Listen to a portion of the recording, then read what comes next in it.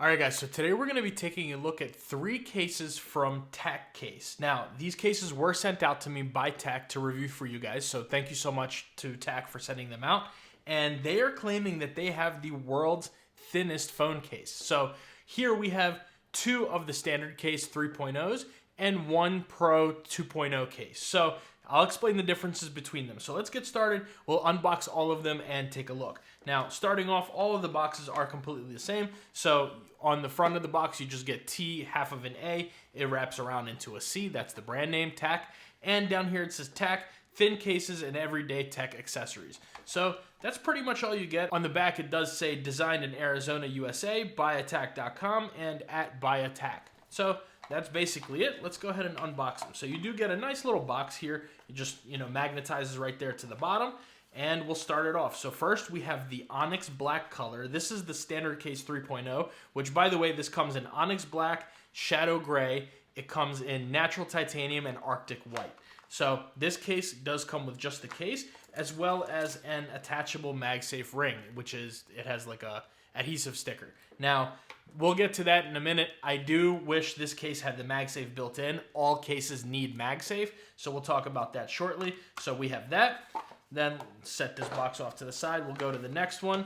Same thing. We have the Arctic White version here, as well as the white Magsafe ring. Now, the Magsafe rings are sold separately. TAC included them for me, but they are sold separately, and we'll talk about that. And the Magsafe rings only do come in black and in white, so you do have to kind of choose which one you want there. And also on the inside, it does say Think Thin. So that's basically it. You get a little QR code for information there. And going to the last one, this is the Pro 2.0 case. So this one is made from real Kevlar material, and it is a little bit thicker than these two, and we'll talk about that here shortly as well. But no Magsafe ring with this one either.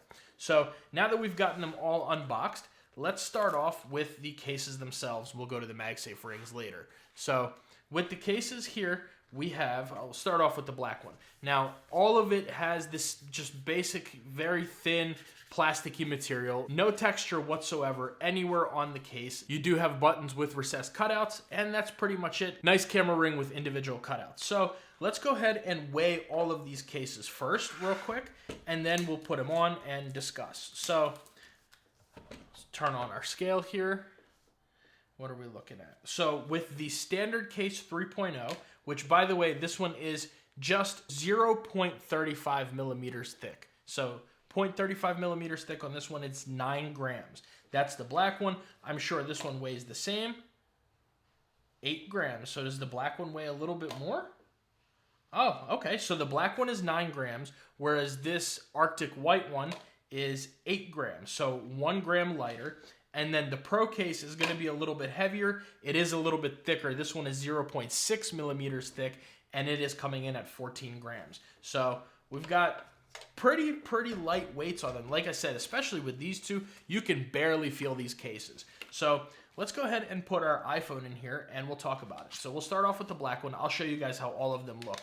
So starting off with the black one, pretty much no click onto here. It is so thin. You're not getting any screen lip protection at all. And on the back, you just barely get a little bit of camera protection right there. So I don't know if I would go ahead and sit them down on their screens at all. And really, honestly, I don't even know if I would sit it down on its back on any rough surfaces. This might be a in the pocket only kind of case. But anyways, let's see how it fits on here. So these are a little bit difficult to kind of get off. They do snap onto there though. 2, 3, 4. So they do fit well onto the phone. However, it's a very tight fit. And I also noticed that the bottom of them, especially on this Arctic one, is a little bit loose. So they are kind of tighter fitting, but the material is so flimsy that I have a feeling that something can get in here and really honestly just rip the case or even crack it, something along those lines. And I would definitely be a little bit careful with these cases. So let's see how those buttons sound. Now, like I said, these are built-in buttons with just these cutouts on the inside, the relief slits, and let's hear how they sound. You're not getting really much material right here. That way, you are kind of just getting basically a button cover. So they do feel pretty tactile, but that's also because that's just the feeling of the buttons on the phone themselves. because of how thin this case is. So the buttons are good on here. Let's take a look at the sides and see how it looks. Now on the top, it is completely closed in. On the left-hand side, like I said, you do have your buttons right there. On the bottom, you do have the microphone dots and speaker port dots. So they're not really cutouts, they're just the dots for each one. And you do get your USB Type-C port. Now moving along to the right-hand side, it is completely closed in with that power button right there. Now we saw how it fits on there and how the corners are. Let's take a look at the Magsafe. Now, like I said, these don't have Magsafe built in. You can buy these Magsafe rings separately. They are $9 each, so you can either get it in black or in white, and you can glue it onto the back of your phone just like this, on the, the black one on the black one, and it would look like that, or the white one on this Arctic white case, or obviously any of the other cases. But I'm not going to do that just because I'm not somebody who's a fan of having the Magsafe ring on the outside, because I feel like it may just end up falling off after enough uses. And especially if you use stands that have, really strong Magsafe, I have a feeling these might just get pulled right off of the phone. So we'll just leave those right here. Let's actually unbox them or unpackage them so you guys can see those real quick. Let me kind of try to work my nail under there. There we go. All right. So this is the white one right here. Okay. That's the adhesive part. And let's take a look at the black one. Let's just pulls out. Get those off to the side. And here is the black one right there. And the adhesive part right there. So Magsafe rings are optional, I guess. $9. I don't know if I would pay $9 for this. I think that's a little steep. Tech, if you guys are listening, I think these should be no more than, $4 or $5 a piece. $9 is a lot for just this very flimsy piece of a magnet, but I digress. And let's go ahead and move along to the Magsafe test. So attaching this, we do get our Magsafe animation, but there's no Magsafe built in. So any of your accessories are very much so, with the slightest nudge, going to come off. So this is something you got to be very careful with putting into your pocket, your purse, or your sling bag, because if you put it in there, your wallet may just come off. Now moving along to the Magsafe battery pack, put that on. There's our animation, and same thing. Let's see, give this a shake, and it's coming off. So like I said, be very careful with your Magsafe accessories. Yes, of course they do work. If you see that, I am just, you can give it a little bit of a shake, but be very careful because the slightest nudge will make it come off. And moving along to our Anker 623, let's go ahead and just see if it's not even going to pick up the Magsafe base. So that's how you know this Magsafe is, obviously you're trying to connect the phone's Magsafe through another piece of material, so it's not going to be the best connection. And 360-degree rotation test, it literally just falls right off. So be very careful. The Magsafe does work. I have been using these cases for a couple of days. The Magsafe works. It's sitting on there. It charges just like, you saw with this or with the battery pack.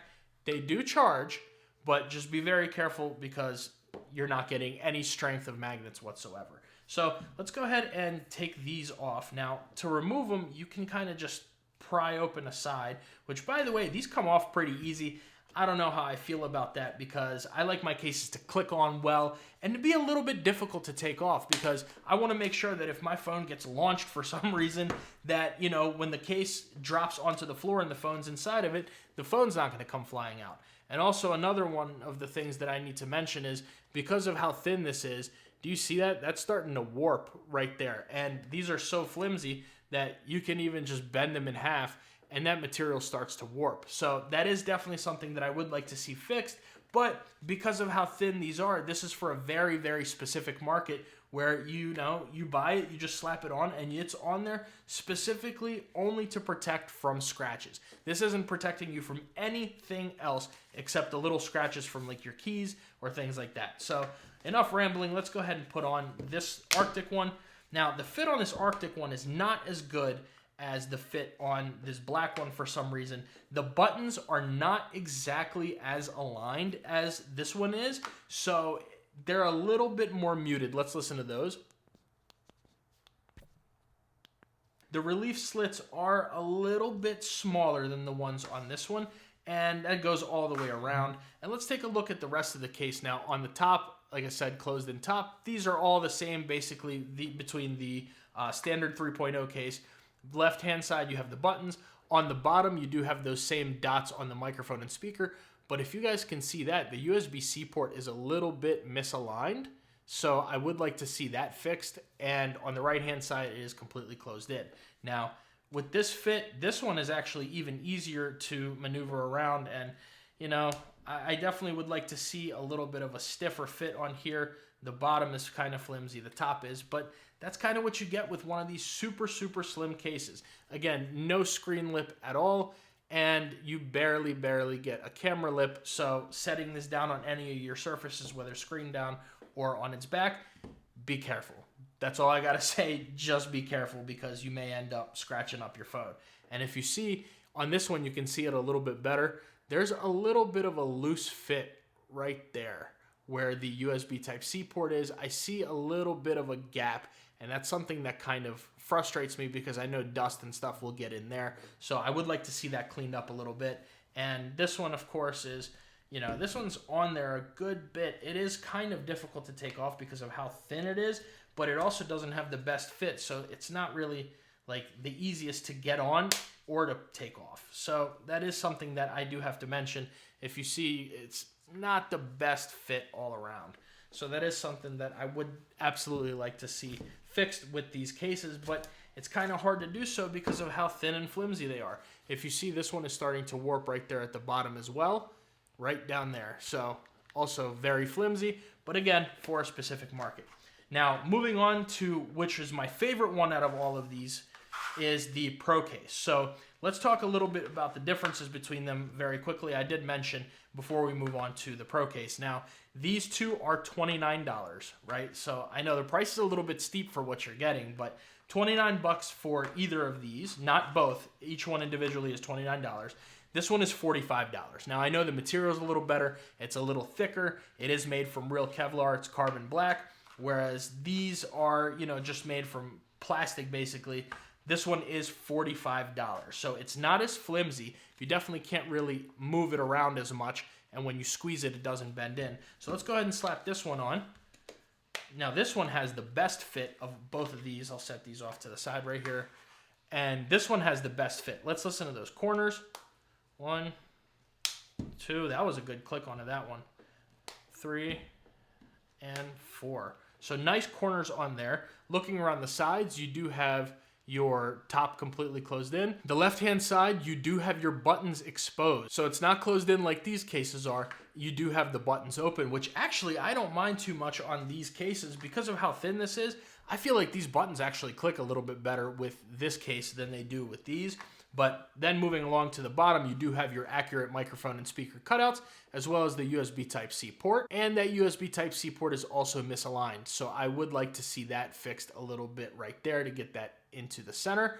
And on the right-hand side, it is completely closed in, except for where your power button is. Now, on this case, you do get your relief slits cut in right here and on the bottom. So that is nice right there. It helps, definitely helps take this case off and put it back on. And let's test the Magsafe on this one. So we'll start off with the Apple Magsafe wallet. There we go. There's our animation.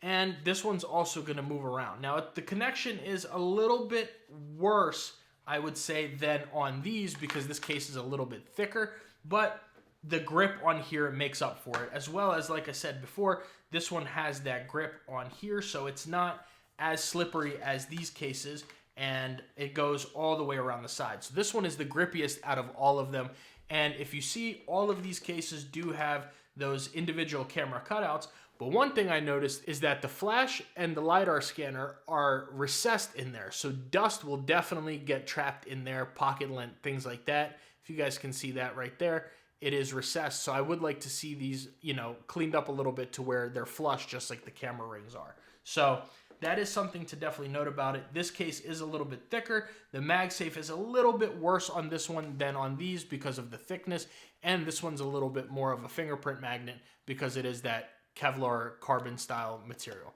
So with that being said, do I recommend these cases? And it really depends on who you are and what you're looking for. If you're looking for simply just scratch protection, nothing else, no protection whatsoever, you basically want the absolute most naked feel for a phone without having any strange looks or anything like that, yeah, you can pick one of these up. I would like to see these prices go down a little bit.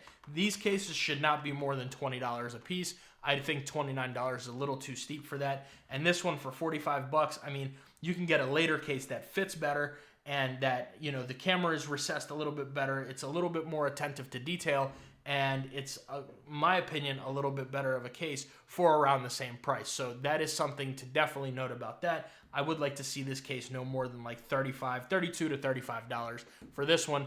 20 bucks, no more on either of these. So do I recommend them? Just for those very, very, very minimal users that only want protection from scratching from like your keys or pennies in your pocket or something, yeah, sure, pick them up if you're interested. But if you want any sort of protection at all, I would say look elsewhere. So let me know what you guys think about these down in the comments below. Make sure you like and subscribe. And if you're interested in seeing my review of the later case or any other thin cases, I'll leave the later case here and another great super thin case option right there.